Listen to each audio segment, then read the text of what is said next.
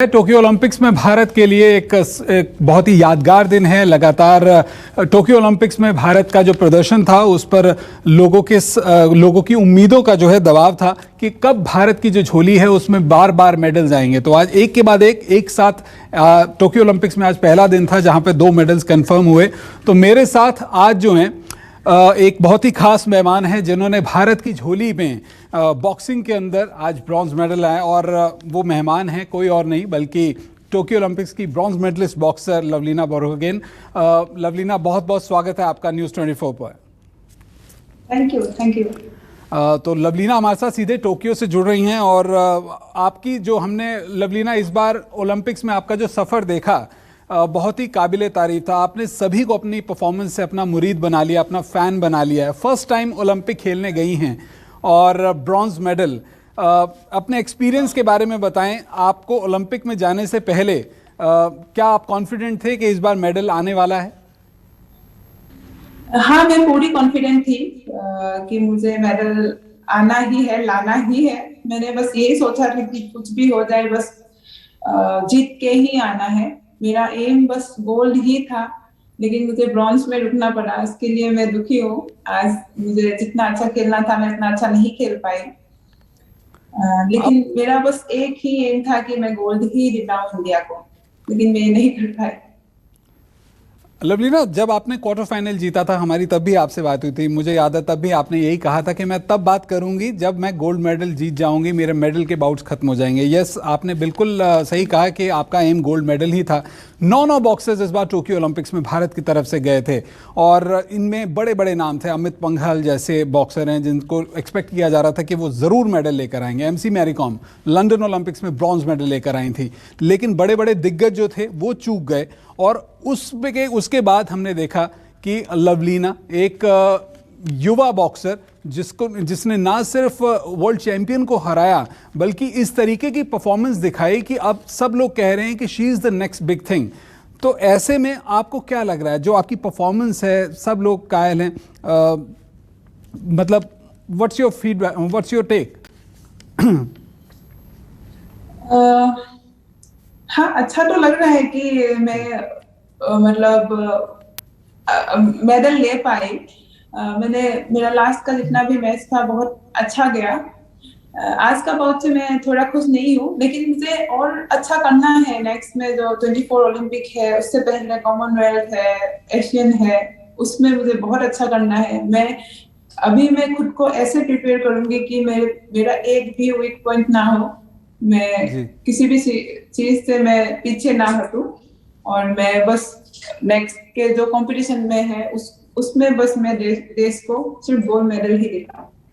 बिल्कुल, हम सभी यही चाहते हैं। आज वैसे हमने आपकी बाउट देखी, शुरुआत के जो करीबन 2.5 मिनट थे आप पूरी तरह से डोमिनेट कर रही थी अपने ओपोनेंट को, और उसके बाद हमने देखा कि रेफरी बीच में आपको उन्होंने आके एक तरह से चेताया था, वार्न किया था, शायद आपके किसी एग्रेशन की वजह से। क्या कह सकते हैं कि वो जो एक इंटरफेरेंस थी उससे आपका जो फोकस था वो पूरी तरह से या कुछ हद तक उससे डाइवर्ट हुआ? अदरवाइज आज आप बाउट जीत सकती थी, क्योंकि अग्रेशन की हर कोई आपकी तारीफ कर रहा था। हाँ, ये ओपोनेंट बहुत ज्यादा स्ट्रांग था। मेरा स्ट्रेटजी था कि क्योंकि मतलब वो शॉर्ट बॉक्सर था और इतना एग्रेसिव खेलते हैं। अगर मेरा गेम है लॉन्ग डिस्टेंस का, अगर मैं लॉन्ग डिस्टेंस खेलती तो और भी वो आती रहती और पंच खोलती रहती। तो मेरा यही प्लानिंग था मीडियम और क्लोज डिस्टेंस में खेलने का। लेकिन वो इतना स्ट्रांग था कि उसका पंच कंटिन्यू खोल रहे थे, तो वो पीछे नहीं हट रहे थे, और मेरा स्ट्रेटजी मतलब उस पर काम नहीं कर रहे थे। और पकड़ना, जिसके वजह से मुझे पॉइंट भी करना। हाँ, मेरा ये प्लानिंग ही था कि उसको पकड़ूं, उसको मैं डिस्टर्ब करूं। क्योंकि जब पकड़ते हैं तो पकड़ने से पंच नहीं खोल पाते हैं, तो मेरा वो एक प्लानिंग में ही था। लेकिन रेफरी वो मतलब गलत से देखा और उससे मतलब वो प्रॉब्लम हुआ मुझे। लवलीना, आप चेहरे पर मुस्कान लेकर आए, क्योंकि आप बेशक ब्रॉन्ज मेडल जीती हैं लेकिन देश के लिए ये किसी गोल्ड मेडल से कम नहीं है। आप हिंदुस्तान की तीसरी ऐसी बॉक्सर हैं जिन्होंने ओलंपिक में मेडल जीता है, दूसरी फीमेल बॉक्सर हैं। आप जिस लीग में खड़ी हो गई हैं, चाहे वो विजेंद्र हो या मैरी कॉम है, एक लेजेंड्स की लीग में आप आई हैं, तो चेहरे पर ज़रूर मुस्कान लाएं। और मैं आपको मुस्कान वाली एक और बात बताता हूँ। आप जब हिंदुस्तान आएंगे, अपने घर जाएंगे असम में, तो आपके घर तक एक स्पेशल नई रोड कंस्ट्रक्ट की गई है और असम की गवर्नमेंट की तरफ से आपके लिए एक प्राइज मनी भी अनाउंस की गई है। तो आपको इस बारे में जानकारी थी? आपको मिल चुकी है? रोड के बारे में तो हाँ, मुझे मम्मी ने फोटो भेजा था जी। तो वो मुझे पता है। हाँ, बहुत अच्छा लग रहा है कि क्योंकि पहले जो हमारे रास्ते थे उसमें बहुत मतलब बारिश होने के बाद इतना कीचड़ होते थे कि आने जाने में बहुत प्रॉब्लम होते थे। तो अभी अभी बारिश का भी टाइम है शायद वहां पे, तो मतलब अभी वो प्रॉब्लम नहीं होगा, अभी नया रास्ते से अच्छे से जा पाऊंगी। एक ऐसी फैमिली से आना, बल्कि असम जैसे स्टेट से, जहाँ पर जो है हमने देखा है कि बहुत ज़्यादा विकास नहीं हुआ था पिछले 10-15 सालों में। तो बेशक इस स्टेट से कई हमने प्लेयर्स देखे, नॉर्थ ईस्ट से, मणिपुर से MC मैरी कॉम जो हैं आई और उन्होंने 6 बार वर्ल्ड चैम्पियन भी बनी।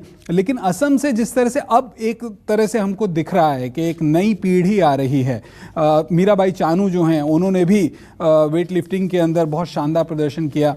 तो ऐसे में क्या है नॉर्थ ईस्ट की मिट्टी में, ऐसा क्या है कि जो फाइटर्स हैं वो बहुत उभर कर सामने आ रहे हैं? चाहे मीराबाई हों वेट लिफ्टिंग में, बॉक्सिंग के अंदर आप हैं, मैरी कॉम है नॉर्थ ईस्ट से। हाँ, नॉर्थ ईस्ट में बहुत ज्यादा टैलेंट है क्योंकि नॉर्थ ईस्ट ऐसा है कि हम लोगों को नेचुरली बहुत स्ट्रांग होते हैं। नॉर्थ ईस्ट वाले हिल एरियाज होते हैं, वहां पे आने जाने में ही एक्सरसाइज जैसा हो ही जाता है। तो वहाँ के लोग बहुत ज्यादा मतलब नेचुरली बहुत स्ट्रांग होते हैं। तो लेकिन जो मतलब जैसा फैसिलिटीज वगैरह नहीं है वहाँ पे, जो गांव में बहुत बच्चे हैं वो लोग निकल के नहीं आ पाते हैं और मतलब सभी का घर का हालत ही ऐसा होता है कि वो बच्चे को पढ़ाने के लिए सोचना पड़ता है। तो फिर मतलब बच्चे इसीलिए निकल नहीं आ पाते हैं। और अभी धीरे धीरे स्पोर्ट्स का बहुत मतलब आगे आ रहे हैं। मुझे लगता है कि नेक्स्ट मतलब अभी आने वाले टाइम में बहुत सारे नॉर्थ ईस्ट से प्लेयर निकलेंगे और बहुत अच्छा करेंगे। लवलीना, मैं आपकी कुछ एक कहानियाँ मैंने सुनी हैं आपके अपने इंडियन कोचेस से भी। वो बता रहे थे कि आपकी हाइट की वजह से शुरू में आपको कुछ लोग टीज करते थे और आप जो है उनको बड़ा अच्छे से जवाब दिया करती थी, और ये वजह थी कि आपने किक बॉक्सिंग में भी फिर आप चली गई और फिर किक बॉक्सिंग से आप बॉक्सिंग में आई। ये जो जर्नी थी, जो लोग टीज करते थे उनकी पिटाई कर देना, फिर किक बॉक्सर बन जाना और फिर एक बाद में बॉक्सर बन जाना, इस जर्नी के बारे में बताएं। हाँ, टीज किया जाता था आपकी हाइट की वजह से? हाँ, स्कूल में प्रॉब्लम होते थे मुझे क्योंकि मेरे जितने भी दोस्त थे सभी इतने, उनका हाइट इतना कम था तो मेरे साथ कोई भी रहना नहीं चाहते थे कि मैं इतनी लंबी हूँ करके। तो उस टाइम पे मतलब मैं इसी के वजह से भी बोल सकती हूँ कि मैं स्पोर्ट्स में आई। और तो मुझे जरा बहुत प्रॉब्लम होता था इससे कि मेरे दोस्त नहीं बनते थे, किसी से मतलब अच्छे से बात नहीं होते थे मेरे। तो स्पोर्ट्स में आने के बाद ये सब मतलब बहुत ठीक हुआ। और अब तो आपके लेकिन अभी मैं अपनी लाइनें हाइट हैं, से अब तो दोस्तों की कोई कमी नहीं होगी। सोशल मीडिया पे आपको फॉलो किया जा रहा है, लाखों आपके फॉलोअर्स बन गए हैं और लगातार आपके तो फैंस की जो फहरिस्त है उसमें अब देश के प्रधानमंत्री से लेकर स्पोर्ट्स मिनिस्टर और तमाम सेलिब्रिटीज हैं। हाँ जी, अभी तो बहुत दोस्त बन गए। अब तो बहुत दोस्त बन गए हैं। बहरहाल, अच्छा, एक आप से पहले हमने जितने भी अभी मेडलिस्ट हुए हैं, मीराबाई से मेरी बात हुई, मेरी साथ ही साथ बात हुई PV सिंधु से। वो कह रहे थे ओलंपिक की ट्रेनिंग के लिए हमने बहुत सेक्रीफाइस की, 1-1.5 महीना जो है नहीं बल्कि 1-1.5 साल तक हम जो है अपनी डाइट पर फोकस कर रहे थे, ट्रेनिंग पर फोकस कर रहे थे। तो अब जो है क्योंकि मेडल आ गया है तो अब पहले अपनी जो सेक्रीफाइस था, जो त्याग किया था, उसको थोड़ा सा ब्रेक देंगे। मीराबाई कह रही थी कि मुझे पिज़्ज़ा खाना है, सिंधु ने कहा कि मुझे जो है आइसक्रीम खानी है। आप क्या खाने वाली हैं? आज का तो अभी का तो प्लानिंग नहीं है कि पिज्जा खाना है, क्योंकि यहाँ पे पिज्जा अच्छा मिल रहा है। तो अभी मैंने सोचा था कि अभी डिनर में मैं पिज्जा ही खाऊंगी, जी। और वैसे घर में जाके तो मम्मी का हाथ का खाना ही खाना है। तो आपकी घर पर वो बात मिस हुई कर अपनी रही हूँ। मदर से, फैमिली से?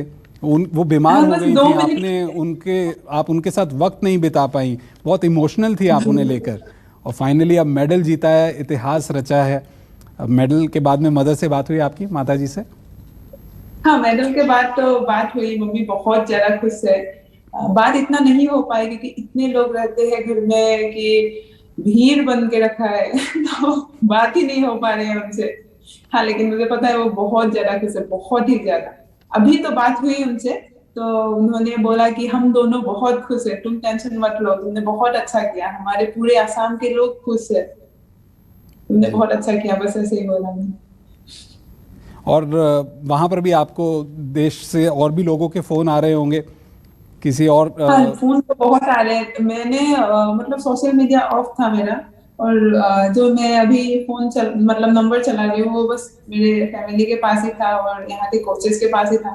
तो इतने सारे कॉल तो नहीं आ पा रहे हैं, क्योंकि ये नंबर किसी के पास भी नहीं है अभी।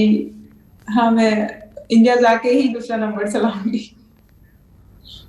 तो आप ये मेडल किसी को डेडिकेट करना चाहेंगी, देश को? आप क्योंकि हमने देखा आप कोविड वॉरियर रही हैं, आप कोविड हो गया था, ट्रेनिंग में आपने अपने आप को से आप जूझते हुए आपने अपने आप को ओलंपिक के लिए ट्रेन किया। हाँ, मैं ये मेडल पूरे देशवासियों को ही डेडिकेट करना चाहती हूँ, क्योंकि सभी ने इतना टफ सिचुएशन पार करके आया है, जी।